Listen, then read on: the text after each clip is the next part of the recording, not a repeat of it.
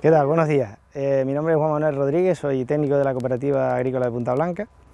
y de una forma un poco resumida les voy a hacer las recomendaciones idóneas para hacer una plantación del cultivo del plátano. Primero que nada, pues nada, si tienen una parcela donde se va a renovar el cultivo, pues se debería por empezar a triturar el cultivo que tienen ya impuesto y dar 1 o 2 pases de arado antes de empezar a hacer las aportaciones pertinentes. Bueno, previamente se deberían de realizar una serie de análisis del terreno para hacer las posteriores correcciones antes de la nueva plantación, si hay que aportar yeso, materia orgánica,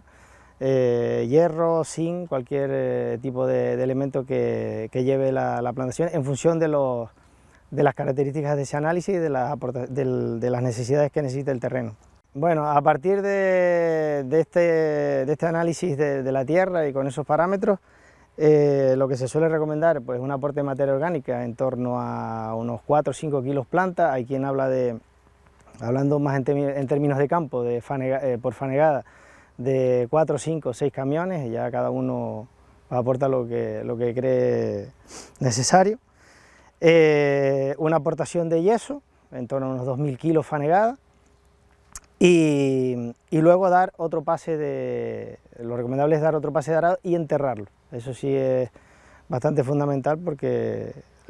la descomposición de la materia orgánica es mejor enterrada que queda al aire libre. A partir de ahí pues se dejaría un par de semanas, probablemente en función de la zona donde se plante, y ya se retiraría la planta del vivero para empezar a hacer la plantación. Hay gente que actualmente marca las líneas de cultivo y planta haciendo previamente unos hoyos, y hay gente que hace una especie de surco, que mucha gente lo utiliza también para intentar de aportar el estiércol posteriormente a la plantación, porque a lo mejor no han tenido tiempo por diversos motivos. Los diferentes marcos de plantación que se están utilizando actualmente pues andan en torno a entre 5 y 6 metros cuadrados por planta, dependiendo un poco de la zona, bueno, de las características de la plantación, de la variedad, dependiendo de la altura de cota sobre el nivel del mar de donde tenga la plantación. Pero la media anda ahí entre 5,5 metros cuadrados planta. Hay muchos marcos que son de 3 por 1,5, muchos marcos que siguen haciéndose sistema tradicional de 2 por 2,5, algunos un poquito más largos de 3 por 2 en función de la altura, es decir, ya fincas que pasan a estar a partir de 200, 300 metros de altura, pues muchos marcos muchas plantaciones se van a 6 metros cuadrados planta. Actualmente también ha habido un incremento de plantaciones de plátanos en invernaderos de tomates, antiguos invernaderos de tomates, que bueno, un poco te obligan a establecer un marco en función de la línea de tubos que tiene. Entonces, en esas plantaciones yo por lo menos suelo recomendar mucho un marco de 4 por 1,5, lo que permite después una mecanización del cultivo mucho mejor,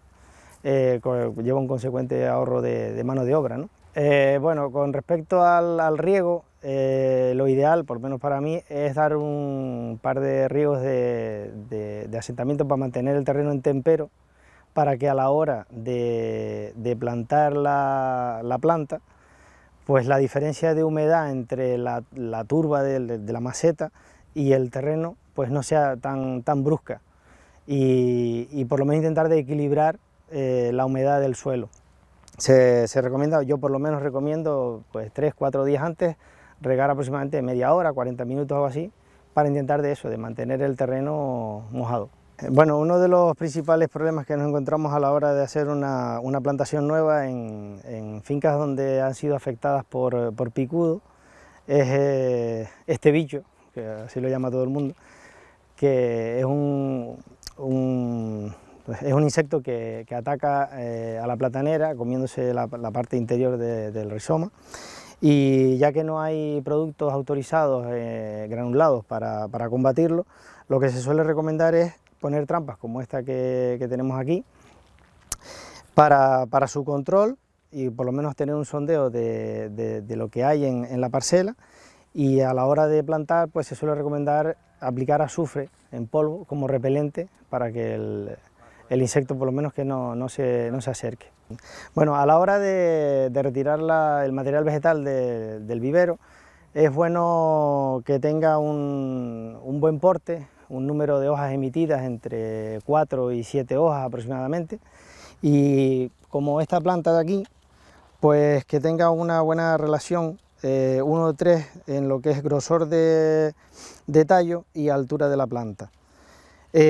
Aparte de eso, pues una cosa en la que nos debemos fijar mucho es en el sistema radicular, que tenga una ramificación más o menos perfecta, buena emisión de pelos absorbentes y que evitar que haya raíces en el fondo de la maceta enrolladas, lo cual nos indica a veces que es una planta un poquito de más tiempo, más vieja. Bueno, lo ideal en una planta para retirarla del vivero es que tenga aproximadamente entre 1 mes y medio, 2 meses, sería más o menos la fecha desde que se planta en el vivero hasta que se retira a campo. Aproximadamente debería tener entre 1 mes y medio y 2 meses, sobre todo que en las 2 últimas semanas en el vivero se haga un endurecimiento idóneo de la planta, pues intentando de quitar mallas de sombreo para que a la hora de retirarla de esas condiciones muy mimosas, por decirlo de alguna manera, pues el establecimiento en campo no sea tan brusco el cambio desde el vivero hasta la tierra, hasta la nueva plantación. Bueno, después de ya elegido el marco de plantación y establecido las líneas de cultivo, etcétera, pues a la hora de hacer los hoyos,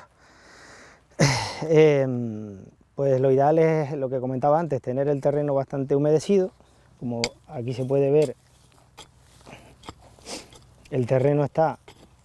con un grado de humedad idóneo para la plantación, y lo ideal es que el hueco no sea ni muy grande ni muy pequeño, para evitar que ni el cepellón quede fuera de la tierra ni que tampoco quede muy tapado. Ideal que el terreno esté mojado en la parte baja, porque evitamos que se quemen raíces en el fondo de la planta, en la parte baja. Si el terreno está muy seco y el poner la maceta con la tierra caliente, pues lo que vamos es a quemar las raíces. Entonces, teniendo el terreno de esta manera, pues colocamos la planta y a continuación le aportamos la tierra, siempre evitando que se le acerque tierra caliente, intentando de poner siempre tierra húmeda alrededor, apretando un poquito el cepellón y la tierra de los laterales y tapando lo que es la turba, lo que es el cepellón de la planta, entre unos 3 y unos 5 centímetros aproximadamente, pero siempre con tierra, si puede ser con tierra húmeda alrededor del cuello de la planta para evitar que se queme. Una vez realizada la plantación, pues lo ideal es acercar la manguera, ya que al hacer el hoyo nos ha quedado un poco separada, y pegarla lo más posible a la planta, y a la hora de regar, pues intentar de ver que el agua, si la manguera queda lo más horizontal posible, mejor, porque si queda muy inclinada, pues el agua tiende a caminar por la manguera y se va fuera de la zona radicular de la planta, con lo cual la planta se nos secaría.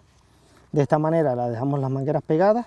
para que la humedad alrededor de la planta sea la ideal, y a medida que la planta vaya creciendo, pues iremos separando el riego de la planta. Uno de los principales problemas que nos vemos a la hora después de la plantación es el riego en exceso o el riego deficitario. Lo ideal es hacer comprobaciones en campo de cómo están las plantas regando. Lo ideal es los 2-3 primeros días posteriores a la plantación, sería dar unos riegos un poco abundantes, pero siempre controlando la humedad del terreno. Siempre pues haciendo catas, viendo el cepellón, si está muy saturado de agua o muy seco, para evitar, por un lado, encharcamientos o deshidrataciones de la planta. A partir de los 3-4 días aproximadamente, pues ya las recomendaciones de riego pues se deben digamos, bajar